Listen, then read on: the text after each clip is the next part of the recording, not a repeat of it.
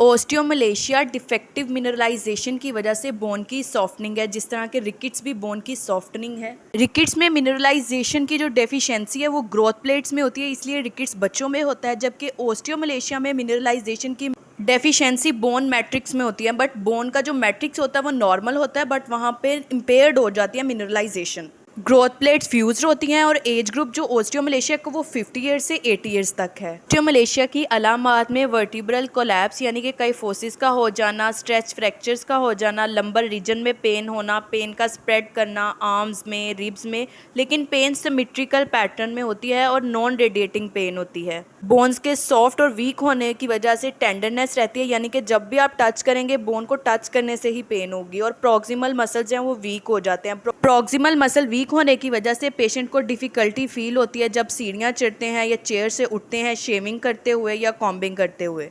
अगर distal muscles weak हों तो फिर किसी चीज़ को ग्रैस्प करने में, लिखने में या वॉकिंग में पेन होती है और डिफ़िकल्टी फील होती है। ओस्टियोमलेशिया में प्रॉक्सिमल मसल्स वीक होते हैं, लॉर्डोसिस हो जाता है, इसके अलावा स्पॉन्टेनियस फ्रैक्चर रहते हैं। मसल्स की जो टोन है वो ठीक नहीं रहती, उसमें फ्लैसिडिटी यानी ढीलापन आ जाता है, और जो स्कल है यानी कि खोपड़ी की हड्डी, इसकी फ्लैटनिंग हो जाती है। Stunted growth and failure to thrive यानी कि स्टैंडर्ड मेडिकल चार्ट के अकॉर्डिंग अपने एज ग्रुप के मुताबिक पेशेंट की ना तो हाइट होती है और ना ही वेट, या एज ग्रुप से बहुत कम हाइट होती है।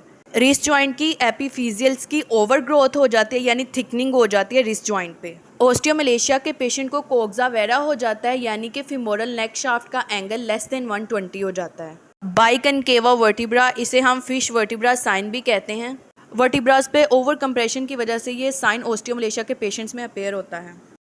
टेटनस यानी कि वोलेंट्री मसल स्पैज्म, ये ओस्टियोमलेशिया के पेशेंट्स को होता है, इसमें साइन पॉजिटिव होता है, जिसे हम चॉपस्टिक साइन या वाइस साइन कहते हैं। पेशेंट के जॉ एंगल मेसेटर मसल पे चीक में हम 2 centimetre front of the year पे टैपिंग करते हैं, जिसकी वजह से ट्विचिंग रिस्पॉन्स आता है। फेशियल नर्व हाइपर एक्साइटेबल हो जाती है, जिसकी वजह से ट्विचिंग आती है सेम साइड की। अगर चॉपस्टिक साइन पॉजिटिव है दैट्स मीन के पेशेंट को सेम साइड पे ट्विचिंग आ रही है और पेशेंट हाइपोकैलिसीमिक है, यानी कि पेशेंट को कैल्शियम की कमी है।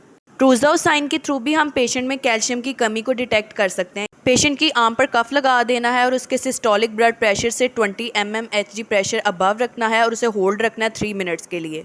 ब्रेकियल आर्टरी पर प्रेशर होने की वजह से ब्लड फ्लो में कमी आ जाएगी आर्म और हैंड के मसल्स में। अगर पेशेंट में कैल्शियम की कमी हुई, पेशेंट हाइपोकैलिसीमिक हुआ, तो ब्लड फ्लो की कमी की वजह से neuromuscular tissue of distal arm जो है वो स्पैज्म कर देंगे हैंड के मसल्स में और फोर आर्म के मसल में, जिसकी वजह से रिस्ट की फ्लेक्शन हो जाएगी और रिडक्शन हो जाएगी थंब की। मेटाकार्पोफ्लेंजियल जॉइंट्स की फ्लेक्शन और इंटरफ्लेंजियल जॉइंट की एक्सटेंशन हो जाएगी। ओस्टियोमलेशिया के पेशेंट में कैल्शियम और फोस्फेट डिक्रीज रहती है और विटामिन डी की भी कमी रहती है। एल्कलाइन फोस्फेट और पैराथायरॉयड हार्मोन एलिवेटेड रहते हैं। विटामिन D3, कैल्शियम और फोस्फेट की कमी की वजह से बोन्स जो हैं वो सॉफ्ट हो जाती हैं, जबकि ओस्टियोपिनिया और ओस्टियोप्रोसिस में कैल्शियम और फोस्फेट अनअफेक्टेड रहती हैं। ओस्टियोपिनिया ओस्टियोप्रोसिस होने से पहले की स्टेज होती है, इसमें इसलिए कैल्शियम भी अनअफेक्टेड रहता है, फोस्फेट भी अनअफेक्टेड रहता है, एल्कलाइन फोस्फेट नॉर्मल रहते हैं और पैराथायरॉयड हार्मोन्स भी अनअफेक्टेड रहते हैं, लेकिन जो बोन का मैस है वो कम हो जाता है। जबकि ओस्टियोप्रोसिस में कैल्शियम फोस्फेट तो अनअफेक्टेड रहते हैं, लेकिन एल्कलाइन फोस्फेट एलिवेटेड हो जाता है और बोन्स में डीजनरेटिव चेंजेस आना स्टार्ट हो जाते हैं।